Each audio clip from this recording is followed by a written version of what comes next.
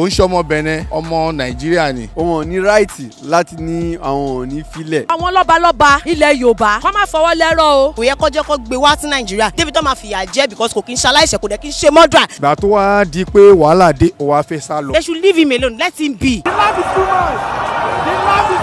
Àwọn àgbábọ̀ wọ́n ní àlànà fọ́hùn báyìí ṣe bóun ní ti ògiri bẹ́ẹ̀ lànà fọ́hùn ṣe bóun náà ní ti pẹ́pẹ́yẹ. Wọ́n tún sọ síwájú sí i wọ́n ní wípé ẹnìkan ìmọ̀ ìpa ohùn mọ́ agogo lẹ́nu. Ọ̀rọ̀ olóyè Sunday Adéyẹmọ eléyìí tí gbogbo èèyàn mọ̀ sí Ìgbòho Òòṣà ni àwọn ọmọ Yorùbá ti bẹ̀rẹ̀ sí ní fọ́hùn lé lórí. Ẹ̀ sáwò ṣebí ní àṣálẹ́ ọjọ́ ajé Monday tí ń ṣe ọjọ́ 19 oṣù keje ọdún eléyìí tá wà nínú rẹ̀ yìí ni o. Òun náà ni àwọn agbófinró ti orílẹ̀-èdè Benin ti Republic lọ́hùn ni wọ́n mú Sunday Igboho látàrí àwọn nǹkan eléyìí tí wọ́n kà bí ẹ̀sùn sí lẹ́sẹ̀. Ọ̀rọ̀ yìí ti dá awuyewuye sílẹ̀ látàrí bí ìjọba àpapọ̀ orílẹ̀-èdè Nàìjíríà ti ṣe ń ṣẹ́wọ́ sí orílẹ̀-èdè Benin pé ẹ fún wa ní Sunday Igboho. Kí ni àwọn ọmọ Oòduà gbọ́ eléyìí sí? Ṣe ni ìfẹ̀hónúhàn bá bẹ̀rẹ̀ láti orílẹ̀-èdè Benin títí tó fi dé orílẹ̀-èdè Nàìjíríà léyìí tí wọ́n fi ń kìlọ̀ fún ìjọba Benin Republic pé ẹ gbọ́dọ̀ dá aṣọrú ẹ̀ ṣòro pé ẹ fa Sunday Igboho lé ìjọba Nàìjíríà lọ́wọ́ àti pé ẹ dá Sunday Igboho sílẹ̀. Òun gan lọ̀rọ̀ eléyìí tí àwọn ń bá wọn sọ nítorí pé Igboho kì í ṣe ọ̀daràn. Ikọ̀ Kilarigbo Live TV bá àwọn èèyàn sọ̀rọ̀ lórí ọ̀rọ̀ Sunday Adéyẹmọ Ìgbòho Òòṣà. Ẹ gbọ́ ohun tí àwọn èèyàn sọ lórí ọ̀rọ̀ Sunday Igboho eléyìí tí wọ́n tì mọ́lé ní orílẹ̀-èdè Benin Republic. Ọ̀rọ̀ tó ń lọ rèé o lórí Kilarigbo Live TV.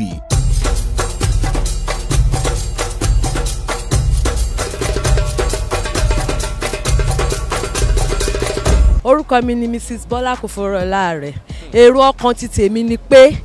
ọkọ fi sílẹ̀ kó lọ Germany torí àwọn ìjọba Benin tí láwọn ò lè fi sílẹ̀ pé kò ṣẹ̀ṣẹ̀ kankan tó lòdì sófin Nàìjíríà. Gbogbo irọ́ tó dẹ̀ ń pamọ́ pé wọ́n rí ìbọn wọ́n rí gbá wọ́n ráwo yẹn àwọn ìjọba because mo gbọ́ news láàárọ̀ yìí wọ́n dẹ̀ prove out pé kò ṣẹ̀. So àwọn àgbààgbà àwọn lọ́balọ́ba ilẹ̀ Yorùbá kọ́ máa fọwọ́ lẹ́rọ̀ o. Ó kàn jẹ́ pé problem táwa Yorùbá ní ni pé ọ̀tẹ̀ ti pọ̀ jù kò lè Haúsá mélòó bó ṣe báwọn Boko Haram ṣe ń pa wá mélòó nu wọn ni wọn travel out èwo ló mú àbí àwọn Fúlàní tó nísìnyí gbogbo kan ló wọ́n oúnjẹ wọn àtàwọn mi ò gbọ́ rí nílé ayé tí mo wá pẹ́ wà di 500 naira dìríkà ó ti di lórí ọ̀rọ̀ àwọn Fúlàní yìí ni tí wọ́n jẹ́ kéèyàn káwọn olóko lọ ṣoko so n tó bá fi lè mú táwọn ọmọ àwọn àgbààgbà Yorùbá àwọn ará wa tó fọwọ́ lẹ́rọ̀ ìyàyà jẹ wá gbàdẹ̀ máa símọ́là kú ni o. So the best better kí gbogbo ọmọ Yorùbá ká dúró ká fìmọ̀ ṣọ̀kan àìnímọ̀ ni àìlè fìmọ̀ ṣọ̀kan ló fìyà jà wá Yorùbá òun ló fìyà jà wá Yorùbá kí gbogbo àwọn àgbààgbà Yorùbá àwọn ọba ní o àwọn alágbára àwọn tó sì tún lágbára jù sọ èmi mọ̀ pé Sunday Igboho ó mọ̀ láti escape ó kàn fẹ́ mọ̀ fi rẹ̀ sílẹ̀ kó wo èrò tó wà lẹ́yìn òun ni ìdí tó fi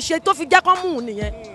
Ó fẹ́ fi mọ bí àwa ọmọ Yorùbá tá ń sọ pé kóun máa jó lọ à ń wẹ̀ yẹn ṣé lóòótọ́ la wà lẹ́yìn òun ló ṣe fi rẹ̀ sílẹ̀ kì í ṣe pé kò mọ nǹkan tó yẹ kó ṣe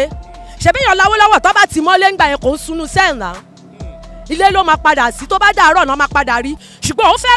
òun náà mọ ìpìlẹ̀ ṣe àwa Yorùbá pé ọ̀tẹ̀ ti pọ̀ jù máa jó lọ ni tó bá ti jó déwájú báyìí wọ́n wá padà lẹ́yìn ẹ̀ òun nìkan tó ń ṣe yìí pé ibi tóun àwọn ọmọ tóun àwọn ará òun tóun fẹ́ fi ẹ̀mí jukú fún kóun tiẹ̀ kọ́kọ́ fi kékeré yìí kóun fi tọ́ wa wò ṣùgbọ́n lágbára àwọn ilẹ̀ Yorùbá àwọn tó dá ilẹ̀ Yorùbá sí àwa Yorùbá yìí a máa gba agbára wa padà. Orúkọ mi ni Ramat Yusuf. Ìmọ̀ràn mi fún nǹkan tó ń ṣẹlẹ̀ yìí nípa ọ̀rọ̀ olóyè Chief Sunday Igboho ni pé mo máa advise àwọn lọ́balọ́ba míì tó advice wọn ò but nǹkan tó ṣẹlẹ̀ yìí ó sì máa padà wá kún àwọn náà tí wọ́n bá wà very careful because Sunday ń jà fún ẹ̀tọ́ ọmọ Yorùbá ni ẹ wo bó ṣe ń pa wọ́n káàkiri bó ṣe ń pa wọ́n everywhere ṣé ó yẹ kó rí bẹ́ẹ̀ ìjà kan ṣẹlẹ̀ ní Ìyànà Ọba ìjà yẹn ṣojú mi àwọn police wọ́n ní láti máa protect àwọn Fúlàní bòròrò tó máa ń yí kinní yẹn wọ́n dẹ̀ ń shoot at Yorùbá which is not supposed to be wọ́n ti sọ wá dẹrú ẹni tó dẹ̀ tún fẹ́ gbà wá lẹ́nìyẹn àwọn lọ́balọ́ba tó bá wá kọ̀ tó support Chief Sunday Igboho àwọn náà máa bá ń bẹ̀ náà àwọn náà máa bá ń bẹ̀ but the best thing for them is to support him kò yẹ kó jẹ́ kó gbé wá sí Nàìjíríà débi tó máa fìyà jẹ because kò kí ń ṣaláìṣẹ̀ kò dẹ̀ kí ń ṣe murder kò dẹ̀ kí ń ṣe armed robber kò dẹ̀ pààyàn he's just fighting for our rights he's just fighting for our right àwọn èèyàn lè dìde but ó kò ṣe pé bóyá kò lówó lọ́wọ́ náà kò dẹ̀ ṣe pé bóyá àwọn ọmọ ẹ̀ ń jìyà àwọn ọmọ ẹ̀ his children are not suffering his wife is not suffering ẹ lè ra àwọn ọmọ ẹ̀ kọ́kọ́ máa rìn káàkiri anyhow because he has his money but ó ń fight fún right àwa ọmọ Yorùbá ni so tó bá decide Ọlọ́run ní jẹ́ kó rí mú kán rí fìyà jẹ o but tí wọ́n bá decide pé nǹkan táwọn máa ṣẹlẹ̀ nìyẹn gbogbo àwọn ọmọ lọ́balọ́ba yẹn náà ló máa jìyà bẹ́ẹ̀ ni because wọ́n ń ta Yorùbá ni. ìmọ̀ràn tèmi ni pé kó fi Sunday Igboho sílẹ̀ kó lọ bá wọn herdsmen àti àwọn bandits yẹn kó lọ arrest wọn kó fi Sunday Igboho sílẹ̀ they have been operating since about 8 years ago. Sunday Igboho is not up to a year to be advocate for Yoruba freedom or Yoruba whatsoever. They should leave him alone. Let him be. Kó lọ bá àwọn tí wọ́n tó ń pààyàn. Kó lọ bá wọn, kó lọ arrest wọn. They should leave Sunday Igboho. They should go and meet the terrorists. Don't finance every year 10 trillion, 10 billion. Sáà mọ̀ bí tó ń wọlé sí on security. They should leave Sunday Igboho alone. Orúkọ mi ni Ọ̀gbẹ́ni Saheed Ọdẹ́yẹmí. Nǹkan tó ṣẹlẹ̀ ni pé lóòótọ́ ẹni tí ó bá máa ṣe kínní ojú ẹ̀ máa rí Sunday Igboho kó má bẹ̀rù kó má fòyà àwa Nàìjíríà a wà ní ẹ̀yìn because nǹkan tó ń jà fún ẹ̀tọ́ tí ó yẹ kó jà fún náà ni and ibì kan náà ló dẹ̀ ti máa bẹ̀rẹ̀ mo kàn gbàdúrà ní pé bó ṣe bẹ̀rẹ̀ yìí kí Ọlọ́run kó fún ní ẹ̀mí gígùn náà àtàlàáfíà láti jẹ́ pé ó máa tì débì kan débi pé àwọn kan tún sì máa ṣe kíni tó máa gbà á ní ọwọ́ ẹ̀ láti lè jẹ́ kí nǹkan tí ó ń jà fún kó lè wá sí ìmúṣẹ. Nípa ti àwọn Benin tí ó wà lọ́dọ̀ wọn kò ń ṣe ọmọ Benin ọmọ Nàìjíríà ni so láti lè gbà á láti Benin wá sí Nàìjíríà ó yẹ kán lè fi sílẹ̀. Ibi tí ìjọba gan ti ń fẹ́ wàhálà nìyẹn nítorí pé mo rò pé kò yẹ kó jẹ́ pé wọ́n ní wọ́n fẹ́ fi ìyà jẹ at least nǹkan tó ń jà fún nǹkan tó yẹ kí ó yẹ ká jọ jókòó ní ìtùbínùbí láti jọ ṣe nǹkan tí láti jọ conclude ká ṣàròyìn ẹ̀ ní lórí ẹ̀ kì í ṣe pé bóyá ẹ máa ní pé ẹ pè wá ẹ fẹ́ fìyà jẹ at least Nelson Mandela wọ́n jà ní South Africa kan tó get independent náà ni a dẹ̀ gbọ́ pé bóyá wọ́n pè wá láti wá ní pé bóyá wọ́n fi ìyà jẹ at least IPOB Kini Kanu náà ó wà ní àtìmọ́lé at least ká jókòó fún restructure ó ní ká jókòó fún kì í ṣe pé bóyá ká ní pé a fẹ́ fìyà jẹ èèyàn kan fún ẹnìkan kí ni tọ́mọ ìjọba bá ń wá pé ká ní pé kán fìyà jẹ èèyàn kan ìtumọ̀ ẹ ni pé àwọn náà ń fẹ́ pé bóyá àbí wàhálà wọ́n fẹ́ kọ́ sí wàhálà ni nítorí pé nǹkan tó ń ṣe yìí kì í ṣe pé ebi ń pa kì í ṣe pé ìyà ń jẹ kì í ṣe pé bóyá ó mọ tara ẹ̀ nìkan ẹ̀tọ́ tó ń jà fún ẹ̀tọ́ pé kí ìlú yìí kí ó bá fi lè ní ìtẹ̀síwájú ni àti pé ká bá mọ ibi tí à ń lọ àbí ká bá mọ ibi tí a ti ń bọ̀ even gan irú nǹkan tó ń ṣe tó ń fight fún yìí gan ó lè mú ìjọba tí federal government gan bá mọ̀ pé ok nǹkan tó fi lè mú ẹ̀yà kínní àti ẹ̀yà kejì tí ó fi mú wọn tó fi ń fa pé ok wọ́n fẹ́ dá dúró ó yẹ kí wọ́n ibi tó yẹ mí rò pé ó yẹ kán lọ ni pé kí ni nǹkan tí ó lè fà á tó fi jẹ́ pé ìyá kínní sọ pé òun fẹ́ dá lọ eléyìí sọ pé òun fẹ́ dá lọ so ó yẹ kí àwọn tó wà ń bẹ̀ kán wá jókòó pé nǹkan tó fi lè mú ìkíní ìkejì náà àwa mẹ́ta tí wọ́n sọ pé wọ́n ń lọ kí ni nǹkan tí ó lè fà á kí wọ́n máa sọ irú nǹkan bẹ́ẹ̀ dan kán máa sọ pé àwọn ní pé tọ́wọ́n bá ní pé wọ́n fẹ́ fi ìyà jẹ ẹnìkan ipò ṣe àwọn tó kù ńkọ́ ṣé Sunday Igboho nìkan kọ́ ni ẹni tó lè jà fún ẹ̀tọ́ ìlú oríṣiríṣi àwọn èèyàn náà tún lè gbé bí ìgbà yẹn pé wọ́n tún wá ṣe kí ni wọ́n tún dáná sí nǹkan tí ó yẹ kí wọ́n pa ni wọ́n tún dáná sí nìyẹn so tó bá yẹ pé bóyá kínní ni èmi rò pé ṣe ló yẹ kí wọ́n pè é pé ókè o Sunday Igboho lóòótọ́ a lè gbà ẹ́ a lè mú ẹ àmọ́ kí ni nǹkan tó fà á kí ni nǹkan tí o fẹ́ báwo la ṣe fẹ́ ṣe ká ṣe yanjú ẹ̀. orúkọ mi ni Ayọ̀délé ní ọ̀rọ̀ Sunday Igboho yìí nǹkan tí èmi rí sọ ni pé Benin wọn ò ní ráìtì láti ní àwọn ò ní filẹ̀ nítorí kò gbé bẹ́ẹ̀ that's number one and Nàìjíríà ló ti wá so ó yẹ kán dá padà sí Nàìjíríà ṣó yé yín báyìí ṣùgbọ́n nípa ìjọba pé wọ́n fẹ́ fi ìyà jẹ and no mo fọwọ́ sí ìyẹn mo fọwọ́ sí. tí ìlú bá da Sunday Igboho ní máa ṣe nǹkan tó ń ṣe ọ́ kò ní máa canvas fún justice ṣó yé yín tí everything bá wà okay kí ló everybody máa rẹ́rìn inú ń bí àwọn èèyàn wọn ò mọ bó ṣe máa dìde ẹnìkan dẹ̀ dìde ṣó yé yín so ó yẹ kí àwọn ọmọ Odùduwà kan jà fún Sunday Igboho. orúkọ mi ni prophetess Yẹmisí ẹ jọ̀ọ́ wòlíì Ọlọ́run lèmi ohun tẹ́mi mọ̀ tó ṣẹlẹ̀ ni pé àdúrà ní Nàìjíríà a nídìí àdúrà a dẹ̀ nídìí ìfọwọ́sowọ́pọ̀ èmi ò gbọ́ tiẹ̀ ìwọ ò gbọ́ tèmi ó dà ń pé kó bá ọ̀rọ̀ orílẹ̀-èdè Nàìjíríà wà yìí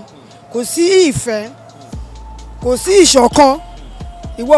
ẹnìkan gbé sókè ẹnìkan tún gbé lọlẹ̀ nǹkan tó ń fa wàhálà ni Ọlọ́run fẹ́ lò ní ṣùgbọ́n àwọn tí ò ní gbà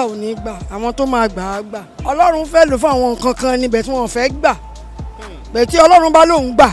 gbogbo tó bá lè ṣe sí Ọlọ́run á ṣe ìgbèníjà torí pé ọwọ́ Ọlọ́run ni bí èmi ṣe rí orí òkèlè mi ti ń bọ̀ bí Ọlọ́run ṣe fẹ́ ni